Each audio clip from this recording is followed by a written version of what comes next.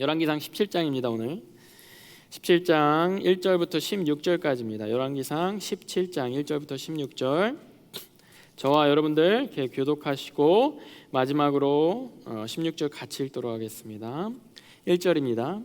길르앗의 디셉에 사는 디셉 사람 엘리야가 아합에게 말하였다. 내가 섬기는 주 이스라엘 하나님께서 살아계심을 두고 맹세합니다. 내가 다시 입을 열기까지 앞으로 몇 해 동안은 비는커녕 이슬 한 방울도 내리지 않을 것입니다. 이곳을 떠나서 동쪽으로 가거라. 그리고 거기 요단강 동쪽에 있는 그리 시냇가에 숨어서 지내며 까마귀에게 명하여서 날라다 주게 하겠다. 엘리야는 주님의 말씀대로 가서 그대로 하였다. 그는 곧 가서 요단강 앞에 있는 그리 시냇가에 머물렀다. 까마귀들이 아침에도 빵과 고기를 그에게 가져다 주었고 빵과 고기를 그에게 가져다 주었다. 그리고 물은 그곳 시냇물을 마셨다. 그런데 그 땅에 비가 내리지 않았으므로 얼마 있지 않아 시냇물까지 말라버렸다. 이제 너는 시돈에 있는 사르밧으로 가서 거기에서 지내도록 하여라. 내가 그곳에 있는 한 과부에게 명하여서 내게 먹을 것을 주도록 일러두었다. 엘리야는 일어나서 사르밧으로 간다. 그가 성문 안에 들어갈 때 마침 한 과부가 땔감을 줍고 있었다. 엘리야가 불러 말하였다. 마실 물 한 그릇만 좀 떠다 주십시오. 그 여인이 물을 가지러 가려고 하니 엘리야가 다시 여인을 불러 말하였다. 먹을 것도 좀 가져다 주면 좋겠습니다. 어른께서 섬기는 주 하나님 살아계심을 두고 빵 한 조각도 없습니다. 다만 뒤주에 밀가루 한 줌 정도, 병에 기름이 몇 방울 남아 있을 뿐입니다. 보시다시피 저는 지금 땔감을 줍고 있습니다. 이것을 가지고 가서 저와 제 아들이 죽기 전에 마지막으로 모두 먹으려고 합니다. 엘리야가 그 여인에게 말하였다. 두려워하지 말고 가서 방금 말한 대로 하십시오. 그러나 음식을 만들어서 우선 나에게 먼저 가지고 오십시오. 그 뒤에 그대와 아들이 먹을 음식을 만들도록 하십시오. 주님께서 그 뒤주에 밀가루가 떨어지지 않을 것이며 병에 기름이 마르지 않을 것이라고 주 이스라엘의 하나님께서 말씀하셨습니다. 그 여인은 가서 엘리야의 말대로 하였다. 과연 그 여인과 엘리야와 그 여인의 식구가 여러 날 동안 먹었지만 뒤주에 밀가루가 떨어지지 않고 병의 기름도 마르지 않았다. 주님께서 엘리야를 시켜 하신 주님의 말씀대로 되었다. 아멘. 좀 피곤하기 때문에 최대한 오늘 말씀을 빨리 전해야 여러분들이 깊은 잠의 세계로 빠지지 않을 것 같아서 여러분들도 딱 집중해서 함께 말씀 쫓아와 주시기 바랍니다. 오늘 본문이 좀 길잖아요. 이 본문을 가지고 여러분들에게 영적 싸움을 준비하는, 아마 제목 영적 전쟁이라 나온 것 같은데 영적 싸움을 준비하는 저희들의 영적 싸움을 준비라는 제목을 가지고 좀 말씀 나누고자 합니다. 오늘 말씀에는 엘리야라는 사람이 등장합니다. 사실 열왕기상의 영적인 주인공은 엘리야예요. 그런데 이 엘리야가 영적인 주인공이지만 그 열왕기상에서 지분을 가장 많이 차지하고 있는 사람은 어쩌면 아합 왕입니다. 우리가 지난주에 아합 왕 봤죠. 아합 왕이 어떤 사람이었는지 한마디로 어떤 사람이었어요? 그렇죠. 마음속으로 다 생각하고 있는데 표현을 안 할 뿐이죠. 악한 왕, 진짜 이전 사람보다 더 악한 왕, 그게 아합 왕이었죠.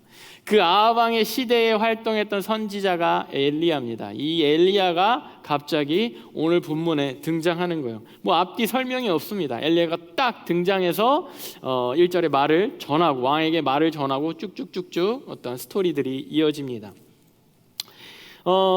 구약에는 종종 선지자들이 여기저기서 등장해요. 갑자기 등장해요. 하나님이 선지자에게, 어떤 사람에게 하나님의 영으로 말씀을 말하자면 infuse 해주세요. 말씀을 주세요. 그러면 그거를 마치 홀린 듯이, 홀린 게 맞죠. 성령에 홀려서 사람들에게 선포하고 막 예언을 전하는 장면들이 곳곳에 등장합니다. 아마 이 엘리야에게도 하나님이 그런 말씀을 주셨나 봐요. 그래서 갑작스럽게 등장하는 거죠. 근데 보통 이제 선지자들, 랜덤한 선지자들은 그렇게 말씀 전하고 짧게 이렇게 선포하고 그냥 더 이상의 스토리가 없는데 엘리야는 이 이후의 스토리가 계속 이어져요. 그래서 어떻게 보면 오늘의 그 스토리는, 오늘의 본문은 이 엘리야의 등장과 그리고 엘리야가 더 큰 사건, 더 큰 어떠한 영적 전쟁, 영적 싸움을 앞두고 준비하는 그러한 스토리라고 볼 수가 있습니다. 그래서 이 악한 시대에 하나님이 엘리야를 어떻게 준비시키셔서 어떻게 다다음 주에 우리가 보게 될 텐데 어떻게 싸움을 시키는가를 우리가 보기 원하는데, 그 악한 세대에 준비되는, 영적으로 준비되는 엘리야의 모습을 보면서 우리도 또한 영적 싸움을 어떻게 준비해야 되는지를 같이 보고자 합니다. 그래서 우리가 세 가지 포인트를 보게 될 텐데요, 첫 번째, 엘리야를 하나님이 어떻게 훈련시키셨냐면은 사람에 대한 두려움, 상황에 대한 두려움을 이기는 훈련을 시켜주셨습니다. 그 훈련을요, 아하 왕을 통해서 시키셨어요. 본문 1절이 이렇게 시작합니다. 길르앗의 디셉에 사는 디셉 사람 엘리야가 아합에게 말하였다. 내가 섬기는 주 이스라엘의 하나님께서 살아계심을 두고 맹세합니다. 내가 다시 입을 열기까지 앞으로 몇 해 동안은 비는커녕 이슬 한 방울도 내리지 않을 것입니다. 이게 무슨 말이냐면, 내가 앞으로 다시 와가지고 다시 당신에게, 왕에게 다시 비가 올 겁니다, 이 말 하기 전까지 비가 그동안 몇 년 동안 안 올 거예요. 가뭄이 들 거예요. 하나님을 두고 내가 맹세합니다. 다른 말로 하나님이 나에게 이 말씀을 주셨고 그 하나님이 그렇게 하실 겁니다. 각오하세요. 이 말을 전한 겁니다. 이 말을 전한 엘리야가 그냥 소개가 되는데 딱 한 문장도 아니에요. 한 묘사로, 길르앗의 디셉 사람 엘리야라는 딱 그 묘사로 설명이 됩니다. 길르앗 디셉 사람 엘리야가 갑자기 딱 나타나더니 왕 앞에서 이러한 저주, 이러한 선포를 해버린 거예요. 이 디셉이라는 이 지역은 지금도 어딘지 확실히 몰라요. 그냥 너무 디셉이란 지역이 너무 작던지 유명하지 않아서 그런지 길르앗이라는 말이 또 붙어요. 길르앗은 좀 넓은 지역이거든요. 뭐 LA 카운티 뭐 이런 쪽. LA 카운티의 디셉이란 동네. 뭐 이름도 뭐 듣도 못한 그런, 지금도 어딘지 모르는 그곳 출신인데 사람들이 하도 뭐 디셉이 어디야? 그러니까 길르앗 거기 어디래? 라는 정도로 묘사되는 거예요. 무슨 말이냐면 되게 변두리에 그냥 뭐 이렇게 비주류의 동네에서 이 엘리야가 그 지역 출신이라는 겁니다. 그 지역 출신이 왕한테 딱 나타나가지고 워싱턴 DC에 딱 가가지고 선포한 거예요. 비가 안 올 거야. 지금 이 나라가 지금 당신 때문에 지금 엉망진창인데 하나님이 이제 비를 안 내려줄 겁니다. 이 얘기를 감히 한 거예요. 너무나도 엄청난 이러한 선포라서 하나님이 이 선포 이후에 2절에 보면 알겠지만 하나님이 엘리야를 피신시킵니다. 야, 일단 선포를 했는데 너 분명히 이제 위기에 처했다. 내가 말하는 대로 가서 숨어 있어. 이렇게 하나님이 먼저 피신시켜줘요. 여러분 이런 거예요. 여러분이 어느 날 미국의 대통령에게 가서 미국의 경제가 당신 때문에 엉망진창이 될 겁니다. 미국의 경제가 이제 완전 곤두박질 칠 거예요. 내가 다시 나타날 때까지 미국의 경제가 회복될 일은 없을 겁니다. 이 얘기를 한 겁니다. 뭐 그러면 어떻게 생각하겠습니까? 이렇게 정상적이지 않은 사람인가 보다, 그죠? 지금 뭔 소리, 뭐래? 막 이렇게 생각할 거 아니에요? 왜 그러냐면 여러분을 무시하는 건 아니지만 그냥 이민자인 우리 중에 한 사람이 나가면 이 주류 사회에서는 그냥 헛소리인 거예요. 제가 무슨 경제학자라든가, 제가 무슨 이렇게 경제부 장관이라든가, 뭔가 이렇게 업적이 뭔가 있거나, 하다못해 뭔가 회사에 이렇게 대단한 하고 있거나, 뭔가 그런 백그라운드가 없이 그냥 갑자기 나타나서 그런 말을 하면 또 듣지도 않을 거예요. 귓등으로도 안 들을 겁니다. 이렇게 내쫓을 거예요. 이제 그러한 상황인 거예요. 이 디셉 사람 엘리야가 하나님의 말씀을 듣고 이 왕 앞에 선포한다는 것은 그만큼 하찮은 거예요. 그런데 이게 실제적으로 경제가 곤두박질 쳐? 실제적으로 비가 안 오네? 한 달, 두 달, 세 달. 그러면 그때부터 찾기 시작할 겁니다. 너 뭔데? 당신 뭔데? 그때부터 쫓아오기 시작할 거예요. 미국의 대통령이면 그래도 젠틀하게 다가올지 모르지만, 여러분들 이 선포를 지구상에서 가장 폐쇄적인 국가의 왕에게 혹은 독재자의 앞에서 북한의 독재자인 김정은 앞에서 이 얘기를 여러분 한다고 생각해 보십시오. 바로 아우지예요. 바로 뭐 끌려갑니다. 여러분들 그러한 것을 그냥 하나님의 말씀이라는 거 하나로 그 왕 앞에서 감히 아합 왕, 우리 아까 봤잖아요. 누구예요? 가장 악한 왕 누구예요? 하나님을 버리고 바알과 아세라 그 우상 숭배를 온 이스라엘에 퍼뜨렸던 그 왕 앞에 선포한 겁니다. 길르앗 디셉 출신의 듣보잡 엘리야가. 사실 이 저주는요, 뭐 그냥 갑자기 하나님이 기분이 나빠서 안 되겠는데? 도저히 안 되는, 기분이 너무 나쁜데? 이러면서 엘리야 너가 가서 좀 얘기 좀 해, 이렇게 선포된 게 아니에요. 이미 하나님이 예전부터 말씀으로 주었던 내용을 다시 리마인드한 겁니다. 신명기 11장 16절에서 당신들은 유혹을 받고 마음이 변하여 다른 신들을 섬기거나 그 신들 앞에 엎드려 절을 하는 일이 없도록 주의하십시오. 17절 그러면 당신들이 다른 신들을 섬기면 주님께서는 당신들에게 진노하셔서 하늘을 닫고 비를 내리지 않을 것이며 당신들은 밭에서 아무것도 거두지 못할 것입니다. 그렇게 되면 당신들은 주님께서 주신 기름진 땅에도 순식간에 망할 것입니다. 신명기에 이미 수백 년 전에 신명기에 하나님이 이스라엘 백성들에게 지금 약속의 땅에 들어갈 건데 이 약속의 땅에서 하나님 잊어버리고 막 살면, 심지어 막 사는 것뿐만 아니라 다른 우상들 끌고 들어와서 거기에 절하고 그러면 하늘이 닫혀서 비가 내리지 않고 땅이 피폐해질 거야 라는 예언이 그대로 수백 년 전에 있는 거예요. 그거 리마인드한 겁니다. 하나님이 이거 기억해, 이 일이 실제적으로 일어날 거야를 경고하신 거예요. 엘리야가 그 말 듣고 딜리버리 한 거예요. 그 말씀을. 누구나 이 하나님의 말씀, 이스라엘 백성, 북이스라엘도 악한 왕들 치하에 있었지만 그래도 하나님을 믿는 나라였잖아요. 하나님을 믿었던 백그라운드에 있는 나라잖아요. 지금 우리 미국처럼 미국이 처음에 하나님 믿겠다고 하나님 피해서 미국 땅이 세워졌잖아요. 영국에서부터 그랬던 나라잖아요. 미국이 뭐 기본적으로는 기독교가 베이스된 여러 가지 사회 문화나 뭐 명절이나 이런 것들이 기독교 베이스된 문화가 있잖아요. 그렇게 다 알고 있잖아요. 하나님이 계심을 그 은연중에 알고 있는데 그 누구도 아무도 아합 왕 앞에서 얘기를 하지 못하는 거예요. 지금 이렇게 우리가 우상 숭배하면 좀 큰일 날 것 같습니다. 하나님이 살아계신 하나님이 진짜 노하실 것 같습니다. 하나님께 너무 죄 짓는 겁니다. 이렇게 아무도 말을 못한 거를 디셉 사람 엘리야가 한 거예요. 누구도 감히 왕 앞에 소리를 내지 못한 것을. 하나님의 말씀이 있었고 하나님의 말씀을 전하라고 하니까 그냥 디셉 사람 엘리야가 한 거예요. 주류의 사마리아의 수도의 그 지역의 그 서버벤의 그 근방에 권력 있고 좀 지식이 있고 이 사람들이 다 침묵하고 아무도 말 안 하니까 하나님이 저 멀리 길르앗의 디셉에 있는 저 엘리야 너라도 좀 가서 말해라. 엘리야 그거 순종하고 간 겁니다. 그 똑똑한 주류의 제사장들도 있었거든요. 제사장들, 지식인들 아무도 못한 것을 그냥 엘리야가 한 거예요. 왜? 하나님이 하라고 했으니까. 그리고 엘리야만이 왕을 두려워하지 않았으니까.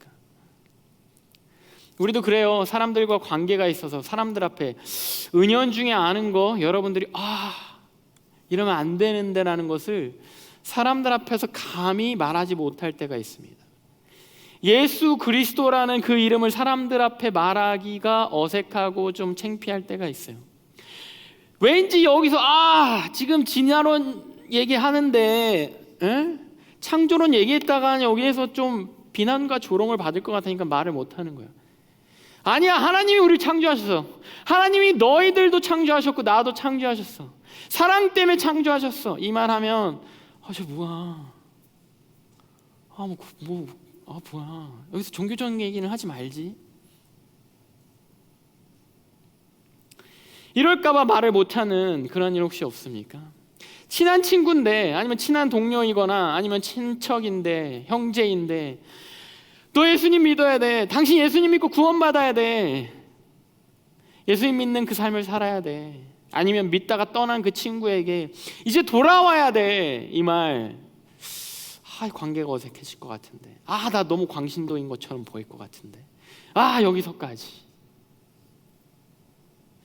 누가 짤을 잠깐 보여줬는데, 그 어떤 한국 쇼프로의 막 그 연애, 뭐라고 해야 돼? 연애 쇼프로 뭐지? 이렇게 솔로 뭐 이렇게 짝짓기 프로가 아니죠? 뭐라고 해야 돼? 연애 뭐 리얼 연애 프로? 하여튼 거기에서 한 여성 출연자가 갑자기 찬양곡을 부르는 거예요.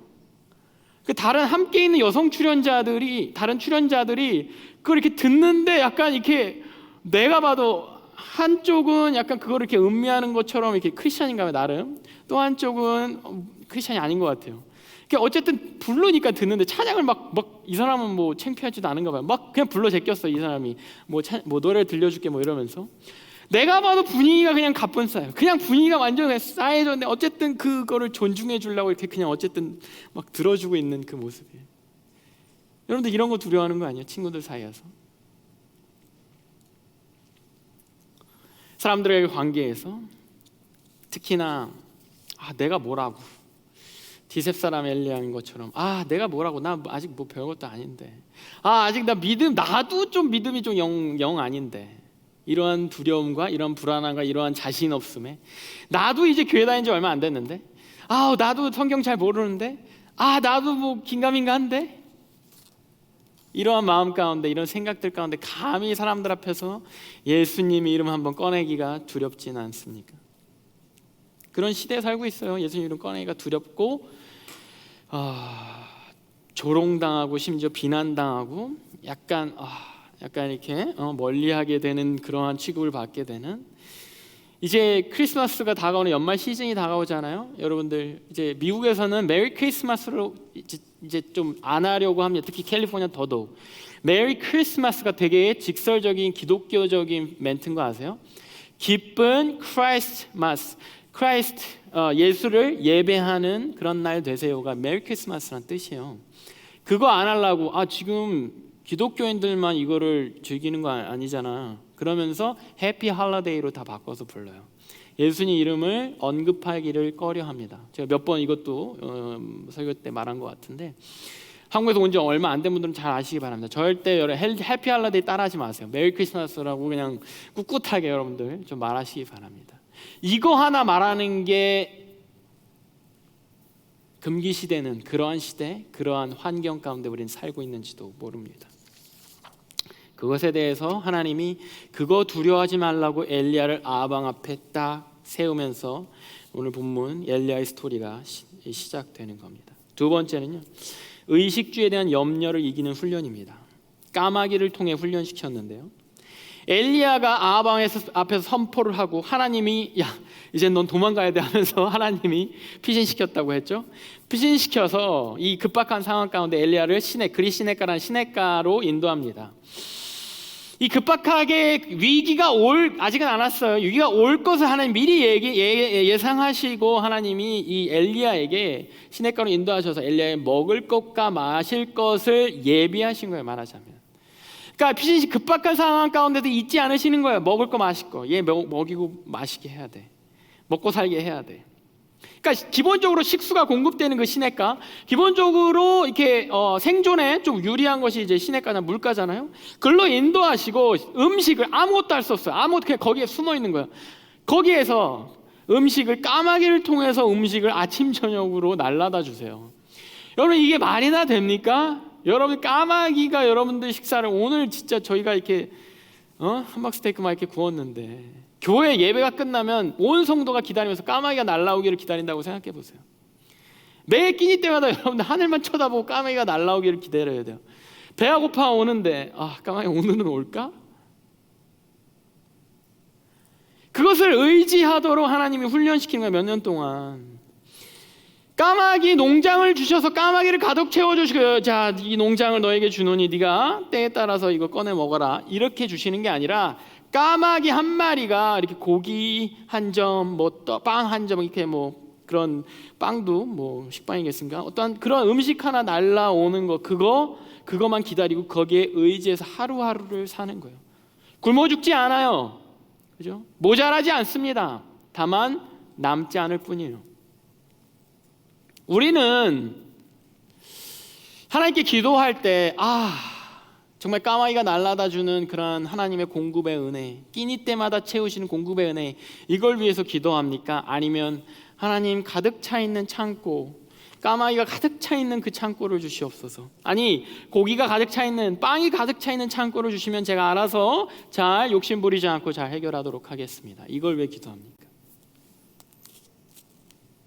우리 모두는 하루하루 채우시는, 부족하지 않게 채우시는 하나님을 기도하고 기대하기보다는 넘치도록 채우셔서 내가 그거 알아서 잘 케어하면서 아무런 걱정 없이 향후 몇 년 동안 내가 아무런 염려 없이 살 수 있는 그런 하나님을 기대하면서 기도하는지도 모르겠습니다.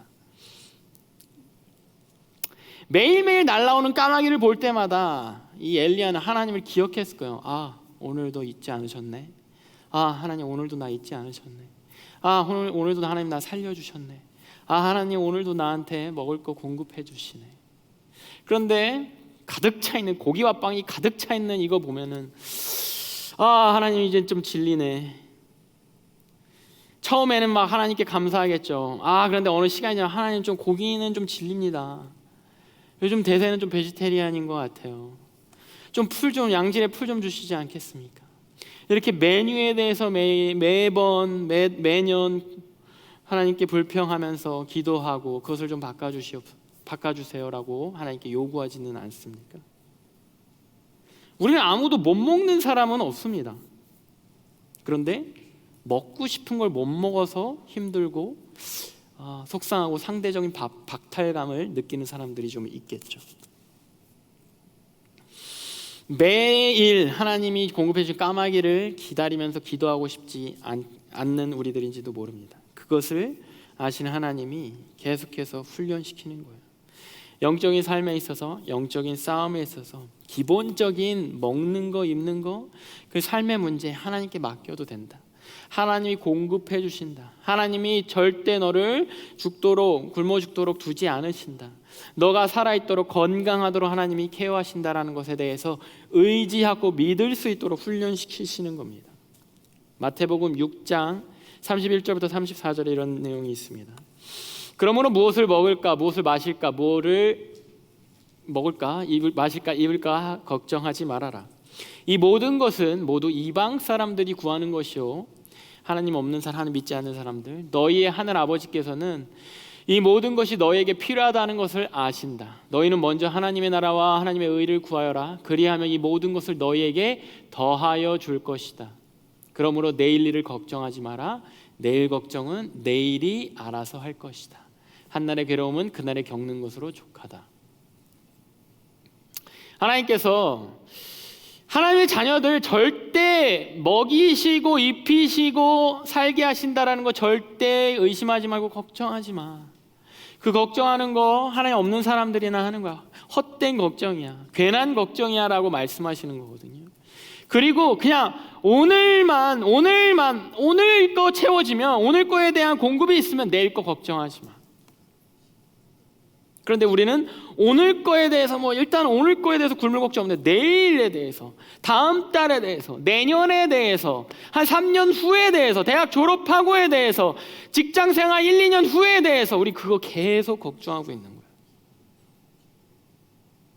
그거 하지 마. 내가 너 인도할 거야. 1년 후가 걱정하게 해. 이거 되게 시적인 표현 아닙니까? 멋진 표현. 내일은 내일이 걱정하게 해. 1년 후는 1년 후가 걱정하게 해. 걱정하지 마. 제이들, 이게 가능합니까? 제이들, 이게 여러분들 이렇게 다 써놔야 되지 않아요? 하나님이 그것을 훈련시키는 거. 내일 올 까마귀는 내일 내가 보내줄게. 걱정하지 마. 지금 있는 까마귀를 너는 즐겨. 지금 있는 까마귀에 대해서 감사해. 지금 있는 까마귀에 대해서 내가 너를 잊지 않고 있다라는 것을 반드시 기억해. 내일 까마귀 내가 책임지고 보내줄게. 세 번째 훈련은요, 다른 영혼에 대한 훈련입니다. 다른 영혼을 바라보고 마음에 품고 케어하는 훈련이에요. 이것을 사르밧 과부를 통해서 훈련시켜 주십니다. 그리시네가에서 이렇게 까마귀가 갖다 공급해주고 막 그 하루하루를 이렇게 살고 있었던 이 엘리야에게 하나님이 딱 어느 날, 몇 년이 지난 후 어느 날 말씀하십니다. 갑자기 사르밧에 사는 과부한테로 가라. 거기 가서 만나라. 과부를 만나라. 그러면 과부가 너한테 먹을 거 줄 거야 라고 말씀하십니다. 또 하나님 말씀 순종하는 우리 엘리야 아닙니까? 엘리야가 하나님 말씀을 따라서 사르밧에 있는 과부를 만나러 갔습니다. 과부 딱 만나고 나니까 실제 과부가 있었어요. 오, 하나님 진짜 대단하시다. 그리고 과부를 딱 만났습니다. 만나고 먹을 걸 주겠지 하고 상황 보니까 이 상황이 더 최악이에요. 거긴 그래도 이렇게 까마귀가 계속 주는 거기에 공급 시스템이 이제 구축이 잘 돼 있잖아요. 그런데 딱 와보니까 아무것도 없어. 이 과부랑 과부 아들이 아무것도 없이 그냥 1인분 그냥 빵가루 하나 있고 끝. 기근에 막 죽어가고 있어. 빵가루 1인분인데 사람 3명 엘리스트. 그런 상황인 거예요. 과부의 상황이 더 최악이고 이거 먹고 죽으려고 하고 있어요. 그 죽기 전날 도착한 거예요. 어떻게 보면 그 죽기 전날 엘리야가 도착한 거예요. 이 과부의 말에 따르면 우리 이거 먹고 그냥 내일 죽으려고 그랬어요. 소망이 하나도 없으니까. 이 상황에서 엘리야는 무슨 생각이 들었을까요? 딱 한 끼 남았네. 내일 먹을 게 없네. 여기서 엘리야 무슨 생각이 들었을까요? 다시 돌아가야 되겠네. 다시 까마귀 시스템으로 돌아가야 되겠네. 이 생각이 했을까요? 이 과부를 보면서 엘리야는 자기가 받았던 수년 동안 받았던 훈련이 생각났을 겁니다. 가만, 나도 그날 하루 거밖에 없어. 한 끼 거밖에 없었는데 까마귀 갖다 줬던 거 한 끼. 그거 먹고 내가 몇 년 살았는데 하나님 지금 나 일로 보냈는데 하나님 나 책임져 준다고 일로 보냈고 하나님이 예언한 대로 지금 상황이 진행되고 있네. 하나님이 예비하신 게 느껴지는데 이 과부 안 죽겠구나. 이 과부도 내가 받았던 그 훈련 통해서 하나님한테 은혜 받겠구나. 과부 살겠구나. 하나님 살리려고 나 보냈겠구나. 하나님 말씀대로 행하는, 내가 하나님 말씀대로 행해왔는데 하나님 말씀에 순종했는데 한 번도 하나님의 공급이 끊어진 적이 없으니 이곳에서 이 과부의 집에서 과부가 가진 거 지금 한 끼밖에 없으니까 우리 먹을 게 없는 한 끼밖에 없는데 이거 가지고 뭐 어떻게 할 수 없는, 인간적으로는 할 수 없지만 하나님이 이거 가지고 반드시 뭔가 하시겠구나. 하나님의 말씀대로 행하는 자, 그의 나라와 의를 구하는 자 굶어 죽지 않게 하겠구나에 대한 확신, 기억, 경험이 생각났을 겁니다. 그리고 자신 있게 말하는 거예요. 본문 13절. 엘리야가 그 여인에게 말하였다. 두려워하지 말고 가서 방금 내가 말한 대로 하십시오. 자신 있게 말한 거예요. 지금 한 끼밖에 없어. 내일 죽을 거예요. 그냥 뭐 소망 없어요. 그냥 우리 그냥 걱정하고 두려워하고 염려하는 것조차 이제 지쳤어요. 엘리야가 자신 있게 하니까 말한 거예요. 내가 지금 몇 년 동안 훈련받고 왔는데 두려워하지 마십시오. 하나님이 무슨 일을 했는지 이제 보게 하실 겁니다. 하나님이 나에게 무슨 일을 했는지 똑같이 보여주실 겁니다. 이 하나님이 지금 나랑 함께 있거든요. 3년 동안 나 먹였던 하나님이 함께 있거든요. 당신도 먹을 겁니다. 두려워하지 마세요. 걱정하지 마세요. 걱정에 지쳐서, 두려움에 지쳐서, 하루하루 줄어가는 그 양식에 지쳐서 이제 죽으려고 하는 그 여인에게 이제 그만, 두려움 스탑. 이제 마음 놓으세요. 이제 걱정하지 마세요. 두려움의 바이러스를 전염시키는 게 아니라 두려워하지 않는 바이러스를 전염시키는 거예요. 지금 와서 두려워하고 있는, 지금 한 끼밖에 안 남았어요. 어떡해, 한 끼밖에 안 남아서 어떡해. 그동안 너무 힘들었겠어요. 마지막 한 끼라도 맛있게 드시고 죽는 순간까지 제가 함께 할게요. 이렇게 공감하고 F들 이렇게 공감하고, T와 같은 엘리야는 거기에서 두려워하지 마. 그거 구워서 나 갖다 줘. T, 굉장히 T 아닙니까? 피도 눈물도 없이 그거 구워가지고 마지막 남은 한 끼 그거 나 갖다 줘. 굉장히 T스럽지 않습니까? 왜? 그거 경험했으니까 두려워할 필요 없다라는 거 여기서 선포하는 거예요.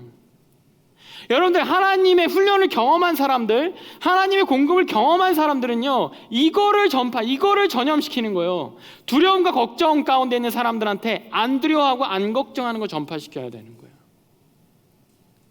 우리가 하는 거 뭐 전도하고 예수님 전도하는 게 힘들어요? 그럼 여러분 삶 가운데서 여러분들이 얼마나 두려움 없이, 그 하나님의 공급함 가운데 얼마나 걱정 없이, 염려 없이 하루하루를 기쁨과 감사로 살아가는지를 전파시키는 거예요. 그거 전염시키는 겁니다.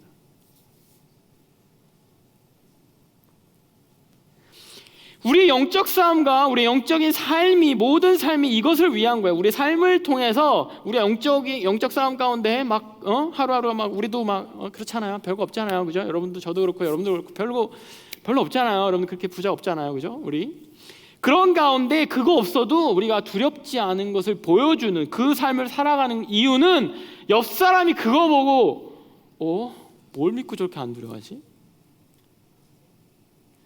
그 사람도 그 소망 없는 그 두려움에 휩싸여서 어쩔 줄 몰라 이거 저거 트라이하고 여기에서 인포메이션 얻고 이거 붙잡고 저거 붙잡는 그 사람에게 괜찮아요, 하나님 붙잡으면 돼요. 전혀 걱정할 거 없어요. 오늘 끼니 마지막 남은 거 먹고 죽으려는 소망 없는 그 과부에게 괜찮아요, 두려워할 거 없어요. 그 소망 없는 과부에 그 소망을 전달하는 거, 그 소망을 느끼게 하는 거, 그 소망에 막 전염되는 거, 이것이 우리 영적인 삶의 목표예요. 나 혼자 두려움 없이 감사하고 기쁘고 나 혼자 잘 먹고 잘 살고 까마귀가 주는 거 계속 먹으면서 그렇게 사는 것이 아니라, 예수를 믿으면 삶의 궁극적인 두려움, 삶의 궁극적인 걱정, 그 죽음, 그거 걱정하지 않아도 돼. 그거 두려워하지 않아도 돼. 예수 믿으면 그 이후에 천국이 있어. 그의 생명이 있어. 이미 이 땅 가운데서도 그 천국의 기쁨이 있어. 이거 그 소망 없는 과부에게 전해주는 거라니까요. 실제로 이거를 하나님이 더 리터럴하게 그 17장 뒷부분에 가면 과부의 아들이 죽어요. 과부의 아들이 죽는 걸 엘리야가 또 살려요. 하나님이 엘리야를 통해서 그걸 보여줘요. 봐, 궁극적인 죽음, 이거 하나님 손에 달려있어. 하나님이 살려주신다니까. 이 땅에서 안 살려, 우리에게 천국과 구원이 보장되어 있다니까. 이거 전염시키는 겁니다. 엘리야가 그리시네가에서 왔어요. 그리시네가는 이스라엘에서 동쪽 남쪽 끝이에요. 이 코너에, 동남쪽 끝 코너에 있습니다. 뭐 예를 들면 뭐 한국으로 치면 부산 여기 코너에 있습니다. 그런데 하나님이 어디로 가라고 한 거냐면은, 자, 지금 너가 사르밧으로 가서 과부를 만나. 그 사르밧이 어디냐면요, 사르밧이 두로와 시돈 사이에 있는 작은 그러한 또 도시거든요. 시돈, 우리가 기억나는지 모르겠는데 이세벨 여왕의 출신이 시돈이에요. 이 이스라엘 땅에 벗어나서 왼쪽 끝, 서쪽, 서북쪽이에요. 북서쪽이에요. 북서쪽 끝이, 북서쪽 위가 심지어 넘어가서가 이 사르밧이란 도시예요. 거기까지, 여기서부터 거기까지 가로질러 간 거예요. 부산에서 인천 지나서 송도 지나서 뭐 어디 가야 돼? 천진쯤인 가는 거예요. 그러니까 어떻게 가야 돼요? 이 이스라엘을 완전 대각선으로 관통해서 가야 돼요. 과부는 그 동네도 많았을 거 아닙니까? 기근인데, 이 땅이 그 이스라엘이 몇 년 동안 기근이었잖아요.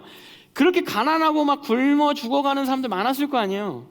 그 근처에도 많이 찾을 수 있었는데 하나님이 이 그리시네가 이쪽 끝에서 저기 가래, 저쪽 끝에.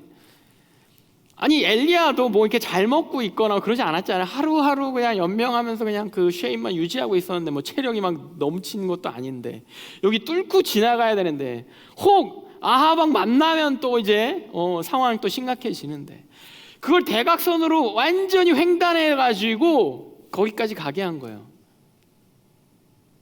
왜 굳이 이렇게까지 하셨을까? 거기 그냥 그 근처에 과부, 근처에 뭐 가난한 사람, 죽어가는 사람도 많았을 텐데 굳이 하나님 거기까지. 이게 하나님 마음인 거예요. 그 멀리 이 사람이 막 횡단해야 되는 그 먼 지역, 체력과 시간을 쏟아야 되는 그 과정, 얼마나 허기졌으면 일단 그거 구워서 나 좀 줘요. 얼마나 허기졌어요. 얼마나 막 지쳤으면. 이 사람은 엘리야를 지치기까지 해서 만나게 된 그 한 사람, 이게 하나님 마음이에요. 그 한 사람 찾아가는 게 하나님 마음이에요. 한 사람이 있으면 거기를 찾아가는 게 예수님의 마음이에요. 잃어버린 양이 있으면 거기가 얼마나 멀던 시간이 걸던, 하늘 보좌에서 이 땅 가장 먼 저 베들레헴 구유에 온 이 인류를 횡단을 해서 관통을 해서 온 그 과정, 왜 우리 살리려고 그거 보여주신 거예요. 사르밧, 두로와 시돈 사이에 있는 그 우상이 만연한 거기에 하나님 믿는 과부였겠습니까? 대화에서도 좀 힌트가 나오죠. 당신이 믿는 하나님이 뭐 그렇게 말하셨다면, 자기는 안 믿는다는 거예요. 거기에 하나님이 복음을 전하러 가신 거예요. 하나님의 복음이 엘리야를 통해서 전해진 겁니다. 우리도 비슷한 거 하죠. 선교, 여름 선교. 굳이 해외 가잖아요. 지난 여름에 터키 갔잖아요. 내년에는 터키와 파나마 두 군데를 가려고 합니다. 굳이 가잖아요. 우리 여기 안 믿는 사람 많잖아요. 굳이 가는 거예요. 우리가 거기 가서 대단히 뭘 선교하는 게 아니라 가서요, 선교하면요, 여러분한테 이 마음이 전달되고 전수돼요. 아, 여기 하나님이 잃어버린 영혼, 살린 영혼이 여기 있는 거, 그거 가서 발견하는 거야. 그리 시내가 있다가 사르밧 간 것처럼 LA 파사디나 있다가 이스탄불에, 파사디나 있다가 터키 어느 땅, 파나마 정글 그 깊은데 어디 가가지고 한 사람 만나러 가는 거예요. 아, 하나님 이 사람까지 사랑하신 거야. 그거 경험하고 깨닫고 체험하러 가는 겁니다.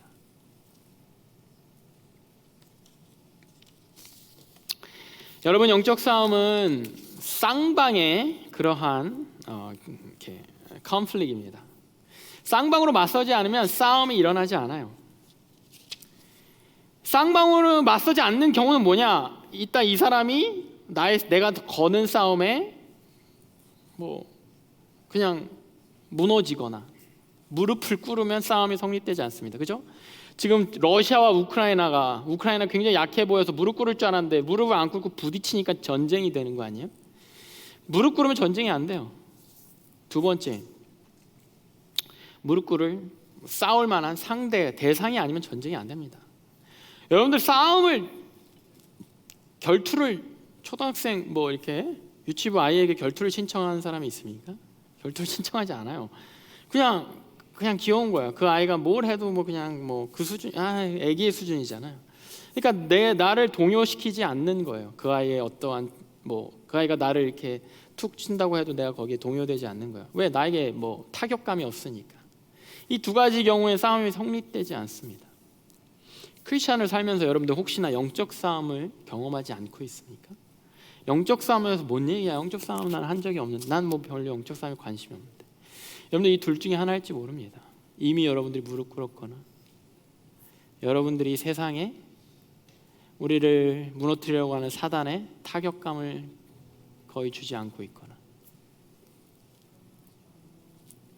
우리가 하나님의 길, 그리스도의 삶을 살아갈 때 사단은 항상 우리를 길막하고 방해하고자 합니다. 왜?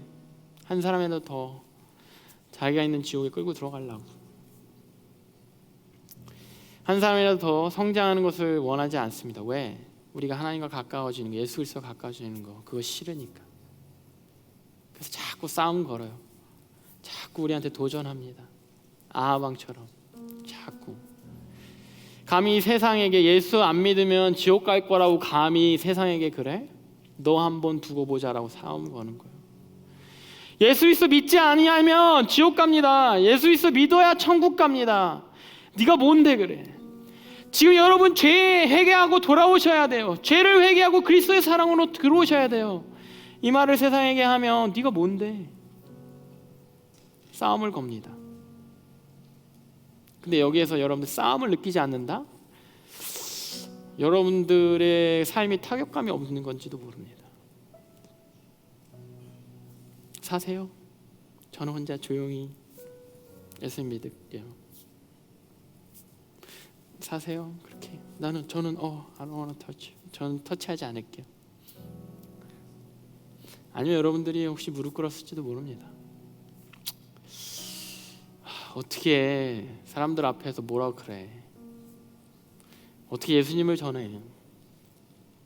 창피하잖아. 내가 뭐라고? 어떻게 의식을 걱정 안 해? 걱정하고 대비해야지. 더 많이 쌓아두고 더 안전하게. 아니 어떻게 누군가에게 영향력을 끼쳐? 내가 뭐라고? 어떻게 다른 영혼을 내가 케어해?